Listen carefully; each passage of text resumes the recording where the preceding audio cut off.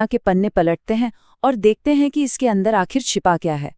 इस पूरी स्ट्रैटेजी की नींव, इसकी बुनियाद एक बहुत ही शक्तिशाली विचार पर टिकी हुई है, एक वॉरियर माइंडसेट को जगाना। इस ब्लूप्रिंट का तर्क है कि असली लड़ाई मैदान में नहीं बल्कि दिमाग में जीती जाती है।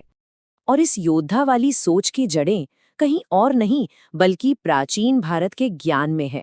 इसकी शुरुआत एक श्लोक से होती है जो सुरक्षा और तरक्की के रिश्ते को एक नए तरीके से दिखाता है।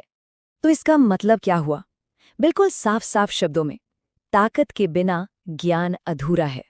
ये ब्लूप्रिंट कहता है कि एक मजबूत राष्ट्र ही एक महान संस्कृति बना सकता है। क्या ये बात सही लगती है?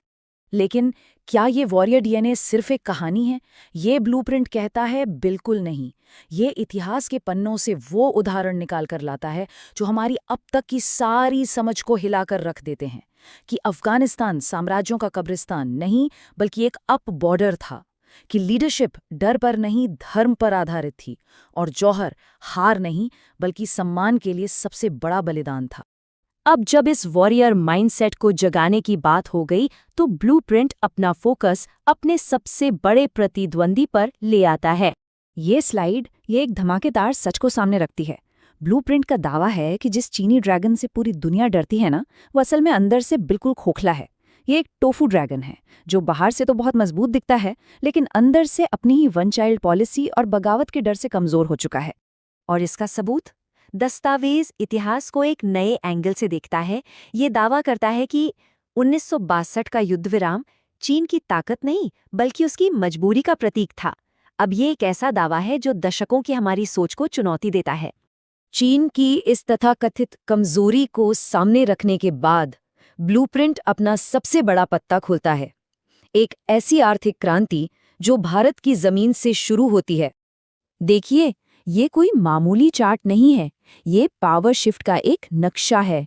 ये एग्री स्टॉक मॉडल किसान को अपनी किस्मत का मालिक बनाता है। अब वो सिर्फ एक मजदूर नहीं बल्कि 60% हिस्सेदारी के साथ कंपनी का मालिक है।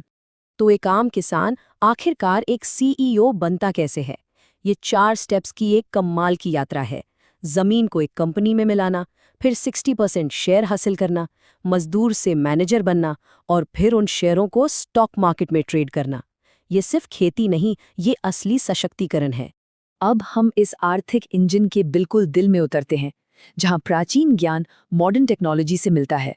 क्या आपने कभी सोचा है कि जो आटा और तेल हम खाते हैं उसमें पोषक तत्व कम हो सकते हैं? ये ब्लूप्रिंट एक बहुत ही सरल लेकिन क्रांतिकारी समाधान देता है,